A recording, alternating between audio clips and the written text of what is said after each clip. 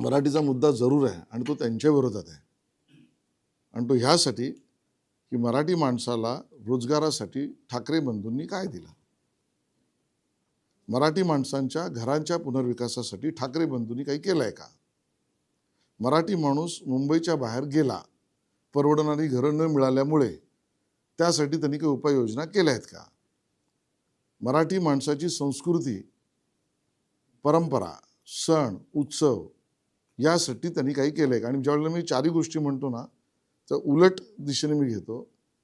मला सांगा, जस्टिस अभय ओक नावासहित सांगतो मी, यांच्या न्यायालयासमोर मुंबईत आणि राज्यात गणपतीचे मंडप त्यांना माहिती आहेत.